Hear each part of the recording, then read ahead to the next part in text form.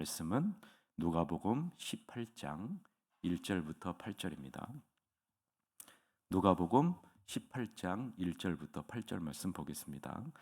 예수께서 그들에게 항상 기도하고 낙심하지 말아야 할 것을 비유로 말씀하여 이르시되 어떤 도시에 하나님을 두려워하지 않고 사람을 무시한 한 재판장이 있는데 그 도시에 한 과부가 있어 자주 그에게 가서 내 원수에 대한 나의 원한을 풀어주소서 하되 그가 얼마 동안 듣지 아니하다가 후에 속으로 생각하되 내가 하나님을 두려워하지 않고 사람을 무시하나 이 과부가 나를 번거롭게 하니 내가 그 원한을 풀어주리라. 그렇지 않으면 늘 와서 나를 괴롭게 하리라 하였느니라. 주께서 또 이르시되 불의한 재판장이 말한 것을 들으라.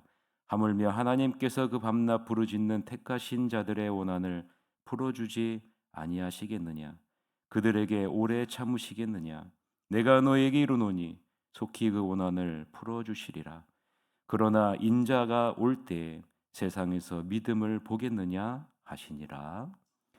아멘. 오늘은 낙심이 찾아올 때 기도로 이겨내라. 낙심이 찾아올 때 기도로 이겨내라 라는 제목으로 하나님 말씀을 보겠습니다. 예수님은 제자들에게 항상 기도하고 낙심하지 말 것을 말씀하십니다. 여기서 우리는 항상, 즉 일정한 시간을 규칙적으로 정하여 기도하는 것과 낙심하지 않는 것을 예수님이 연결하고 있다라는 사실을 우리가 눈여겨봐야 됩니다. 하나님의 자녀가 일정한 시간을 정해서 규칙적으로 기도를 하게 되면 낙심이 되는 상황, 즉 절망적인 상황 속에서도 좌절하지 않고 신실하게 인내할 수 있다라고 지금 예수님이 말씀하고 있는 겁니다. 예수님이 이렇게 말씀하시는 이유는 기도를 통해서 얻게 되는 확신이 있다라고 지금 말씀하고 있는 거죠. 그럼 어떤 확신이 있을까요? 기도하면서 얻게 되는 확신. 어떤 확신일까요? 하나님이 듣고 계신다라는 확신입니다.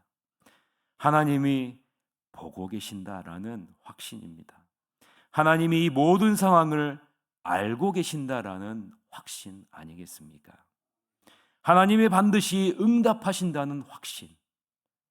하나님의 온전한 통치는 반드시 이루어진다는 확신이 기도를 통해서 얻게 되는 확신이라는 거예요. 1절에 항상 기도하는 것과 7절에 밤낮 부르짖는 것이 어디로 연결되는지 한번 오늘 본문을 한번 자세히 보세요. 1절에 항상 기도하는 것과 7절에 밤낮 부르짖는 것이 어디로 연결되냐면요, 7절 하반전에 오래 참으시겠느냐로 연결이 돼요. 오래 참으시겠느냐. 우리가 규칙적으로 끈질기게 매일 기도하는 것이 무기력해 보이고 아무런 힘이 없는 것처럼 보이지만 그렇지 않다라고 지금 예수님이 말씀하고 있는 겁니다. 하나님의 자녀가 올바로 기도한다면 하나님의 응답은 확실히 보장된다라고 분명하게 말씀하고 있는 거예요. 예수님은 다가올 십자가의 순환을 앞두고 환난과 핍박을 당하게 될 제자들에게 간곡하게 부탁하는 거예요. 너에게 어떠한 환난과 시련이 닥친다 할지라도 낙심하거나 좌절하지 말고 끈질기게 기도하라. 그러면 낙심되고 좌절하는 상황이 온다 할지라도 너희가 인내할 수 있으리라 라고 말씀하고 있는 겁니다. 여러분, 기도와 인내를 주님은 연결시키고 있는 거예요. 우리는 기도를 하면 무엇을 얻어낸다, 성취한다라는 쪽으로 가지만 예수님은요, 기도하게 되면 인내할 것이다 라고 지금 말씀하고 있는 거예요. 참 다르죠. 하나님이 기도하는 자에게 반드시 응답해 주신다는 사실을 여러분 믿으시기를 바랍니다. 하나님의 자녀된 우리에게 가장 큰 무기가 기도임을 여러분 알고 계시죠? 예수님이 비유로 말씀하시는 내용을 한번 보세요. 어떤 도시에 하나님을 두려워하지 않고 사람을 무시하는 재판장이 있습니다. 그리고 원한이 있는 한 과부가 있어요. 재판장과 과부가 참 대조를 이루고 있죠. 재판장은 당시 식민 치하에 있었던 유대인에게 군림하였던 로마에서 파견된 이방인입니다. 그러기에 재판장은 다신론적인 사고를 가지고 있겠죠. 당연하겠죠. 하나님은요, 재판장에게 하나님은 우상 중에 하나에 불과한 존재입니다. 그래서 두려움의 존재가 아니에요. 왜냐하면 우상은 자기의 뜻을 이루는 존재이기 때문에 두려움의 대상이 아니죠. 또한 로마의 식민 치하에 있는 유대인을 무시하는 것은 당연한 모습입니다. 더군다나 유대인 중에서도 사회적으로 가장 초라한 신분을 가지고 있었던 과부는 더더욱 더 무시의 대상이었을 겁니다. 과부는 당시 소외되고 가난하고 억눌리고 궁핍한 부류에 속해 있기 때문이죠. 이 과부가 재판장에게 찾아가 자신의 원한을 풀어달라고 호소합니다. 당신이 내 원수를 갚아주십시오라고 호소하죠. 당신이 공의를 베풀어 줄 것을 요구합니다. 왜냐하면 공공하고 도움이 필요한 과부를 비롯해 고아와 가난한 사람을 돌보며 보호하는 것이 재판장의 임무이기 때문 아니겠습니까? 3절에서 우리가 눈여겨봐야 할 단어가 등장하죠. 3절에 어떤 단어가 등장해요? 자주라는 단어가 등장해요. 자주. 이 과부는 재판장에게 한 번만 찾아간 것이 아니라라는 거죠. 두 번도 아니고요.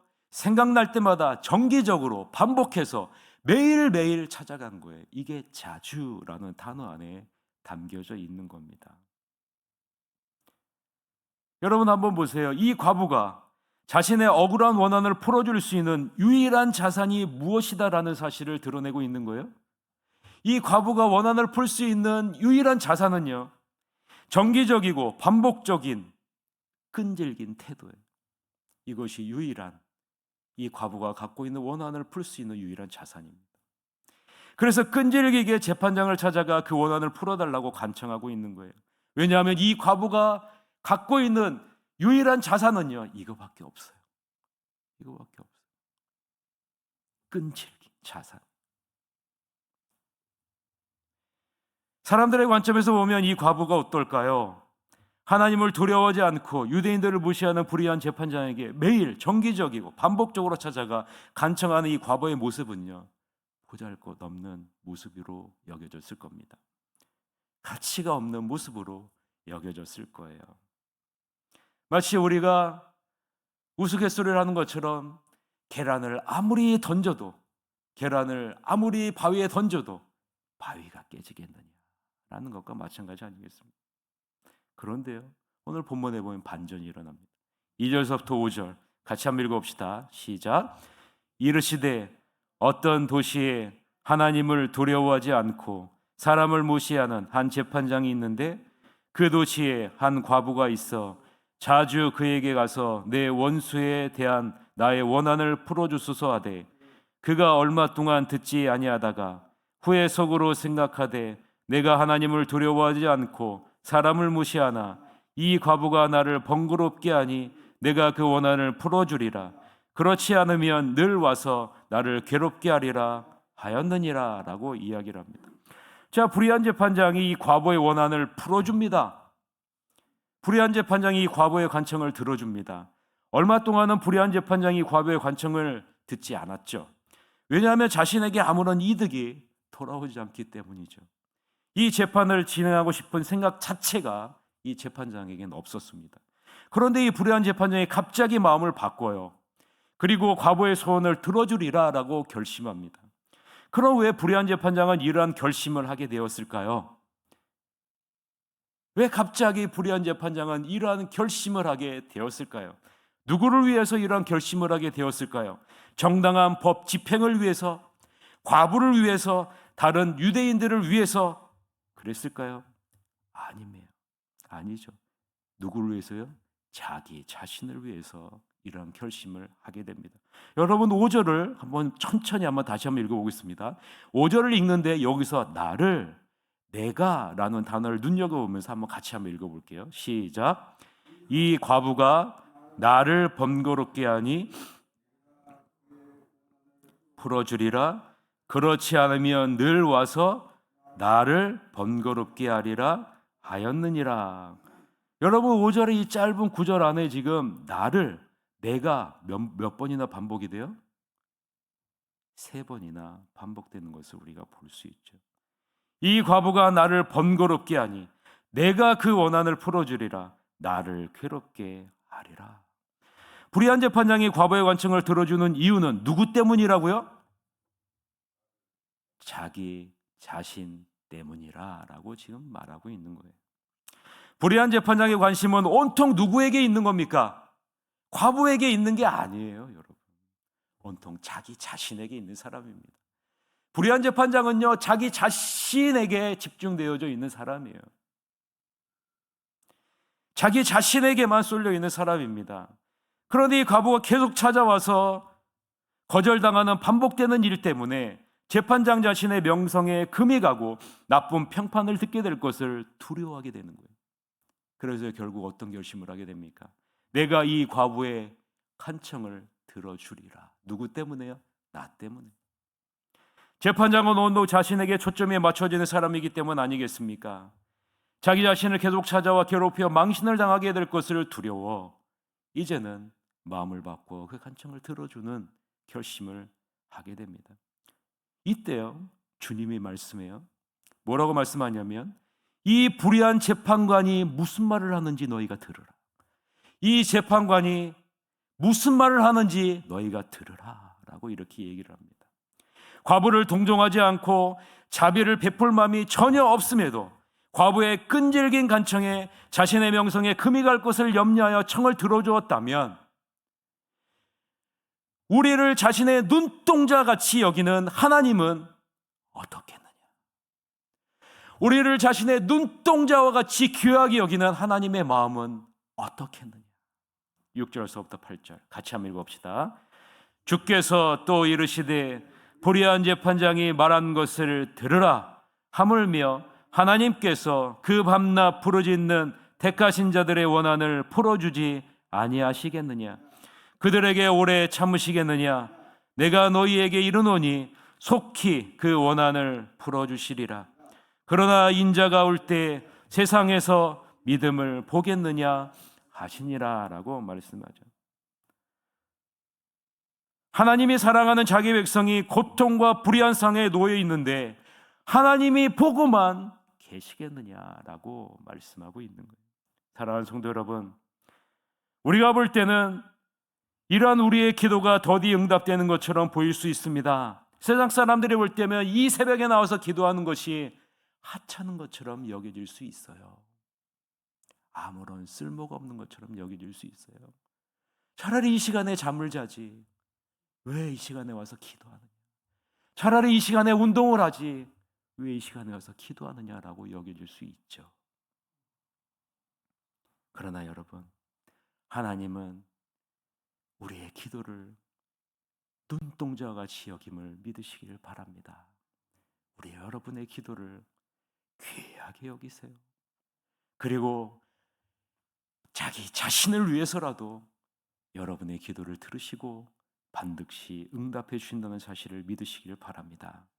하나님은 절대로 오래 참지 않으세요. 하나님은 반드시 응답해 주시는 분이시기 때문에 그렇습니다. 하나님의 시간과 우리의 시간이 다를 수 있습니다. 그래서 때로는 더디 응답되는 것처럼 여겨질 수 있어요. 그러나 우리는 과부와 같이 끈질기게 정기적으로 믿음을 갖고 기도하십시오. 그리고 기도를 여러분의 유일한 자산으로 삼으시는 여러분이 되시길 바랍니다. 그러면 주님은 다시 오실 때 주님을 신뢰함으로 낙심하지 않고 끝까지 기도하며 믿음을 지키는 자들을 찾으셔서 하나님이 풍성하신 은혜로 베풀어 주실 것입니다. 이러한 믿음의 사람이 되시는 여러분이 되시기를 주님의 이름으로 간절히 축원합니다. 우리